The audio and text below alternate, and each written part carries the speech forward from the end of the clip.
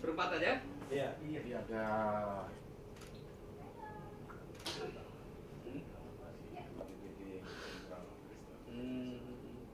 namanya Sentral Kristen tapi bukan kebetulan pendirinya orang-orang Kristen. Bapak nggak asing beliau kemarin yang lalu. Apa nama?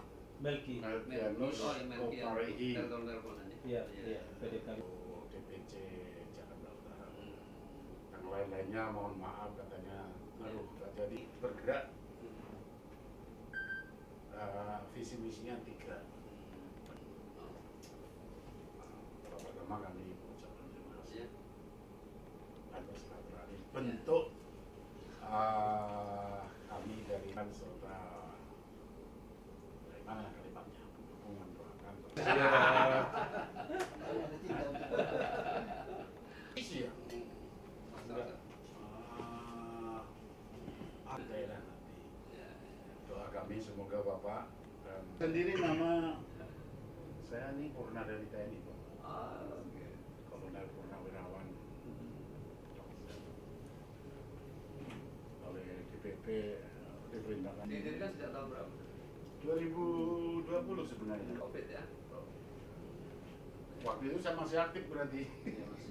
Kemarin waktu sosialisasi 4 pilar PKS dua-duanya. Bapak Nur Wahid sama Mardhani Alisera. Sahabat. Sahabat. Ya.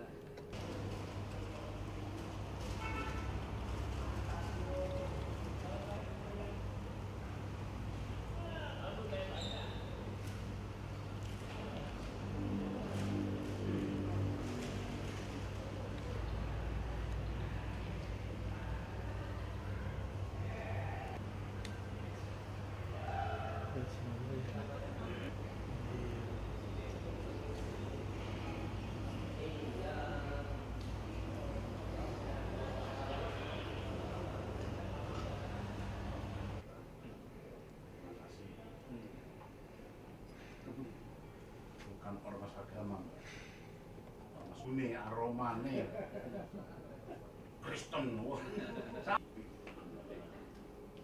Jadi kami mohon bimbingan juga baik sekarang dan selanjutnya nanti. Jadi kami yang terbaik niat kami ngawal itu. Pak Robert bisa nantinya di depan. Pak di samping di tengah Pak. Iya di tengah Mbak Sheryl dengan Pak Robert. Aman? Ya. Aman ya ininya? Yang lain boleh belakang. Ya silakan di belakang. Sudah ready oke. Ya, teman-teman, hari ini saya dapat kedatangan tamu dari Sentral Kristen Indonesia ya. Sebelumnya pekan lalu juga ada dari Partai Damai Kasih Bangsa, juga dari teman-teman Kristen juga yang juga bertemu ya. Dan ini hari ini dari Sentral Kristen Indonesia, salah satu ormas yang ada di Jakarta ini, dan dia punya kepengurusan juga secara nasional di pusat ya, dipimpin oleh Pak Robert Haposan Pandiangan ya, yang hari ini bertemu dengan saya. Ya intinya tentu saling tukar pikiran ya, paling tidak kami menginformasikan tentang bagaimana Ridho ke depan di dalam memimpin Jakarta kalau ditakdirkan terpilih ya. Nah tentu sebagaimana yang juga saya sampaikan, kan saya dari PKS dan sudah ada contoh-contoh bagaimana PKS memimpin satu wilayah. Ada Provinsi Sumatera Barat, ada Provinsi Jawa Barat Pak Aher, ya, Sumatera Barat Pak Irwan Prayitno, di NTB ada Pak Zulkifli Mansyah. Jadi ya tentu semua ya warga yang ada di wilayahnya pasti akan mendapat perlindungan ya. Karena kami dalam mengambil kebijakan pasti prinsip yang utama adalah keadilan ya. Kemudian yang kedua adalah kepentingan umum, yang ketiga adalah objektif ya. Dan tentu baru peraturan itu yang mendukung. Jadi dan saya pun pernah memimpin Kementerian Pertanian ya, juga bisa tanyakan bagaimana saya memimpin pertanian. kepada jajaran di Kementerian Pertanian. Jadi semua kita layani secara adil, semua kita layani dengan baik ya, untuk bisa maju bersama lah begitu. Jadi tidak ada diskriminator ya. Itu intinya sih itu saja supaya dan tadi tentu kami menyampaikan tentang visi misi dan program-programnya. Nanti tambahannya dari Mbak Sheryl. Kira-kira program apa saja Pak yang ingin di-highlight dari Ridho dengan diskusi hari ini Pak?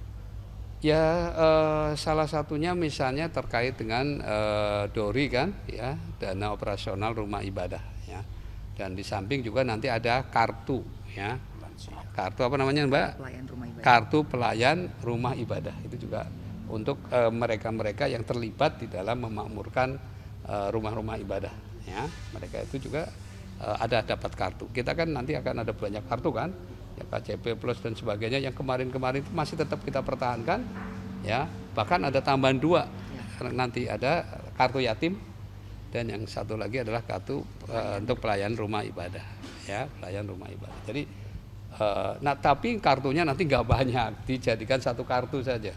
Jadi mungkin seseorang kalau masuk kategori misalnya dia miskin, ya dia lansia, dia apa misalnya itu masuk nanti kategori dia bisa dapat 4 kartu misalnya. Tapi tetap kartunya cuma 1, tapi pelayanannya dia dapat 4 pelayanan. Ya, seperti itulah yang nanti kartu kamu. Ya, nah, kartu satunya itu nantinya kata kamu itu Jakarta Maju. Kartu ya. kamu. Kartu Kamu Jakarta ya, Maju. KAMU ya singkatannya dari kamu Jakarta Maju.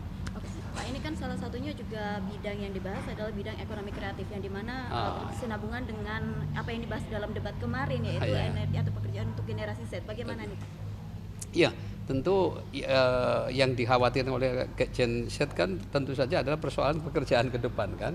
Nah maka itulah yang nanti akan diberikan pelatihan-pelatihan kepada generasi muda itu, terutama Gen Z itu kita akan berikan pelatihan kewirausahaan dan juga magang, ya. Apakah magang nanti di perusahaan-perusahaan BUMD yang ada, atau bahkan terus ada yang magang menjadi asisten pribadi gubernur atau wakil gubernur. Ya, itu nanti setiap pekan gantian orang tuh. Jadi ikut nanti bersama-sama supaya mereka juga terbangun ya bagaimana kepemimpinan yang dilakukan oleh gubernur maupun wakil gubernur. Ya. Nanti akan ada pelatihan digital dan non-digital. Untuk digital kita akan bikin Jakarta Digital Academy. Dan tentunya juga kita akan membuat pelatihan-pelatihan untuk siap kerja. Karena misalnya untuk di sektor las kan nggak mungkin online belajarnya ya. Dan ini juga sudah dilakukan di Jawa Barat. Kita akan mengawinkan industri dengan SMK dan juga SMA. Dan bukan hanya sekolah negeri. Karena kita tahu kan sebenarnya industri itu juga butuh tenaga kerja. Nah nanti juga akan ada super apps untuk website resmi dari Pemprov. Di sana nanti akan ada kita mempertemukan semacam marketplace antara pencari kerja dan pemberi kerja. Jadi semua akan digital, akan kelihatan kualifikasinya apa. Nah ini diharapkan untuk memudahkan dan juga agar tenaga kerja itu apalagi yang baru fresh grade gitu ya, yang baru lulus SMA, SMK tidak tertipu. Karena kan banyak sekarang orang ngakunya agen pemberi kerja ternyata menipu gitu ya. Nah ini kita juga mau minimalisir, kurang lebih seperti itu.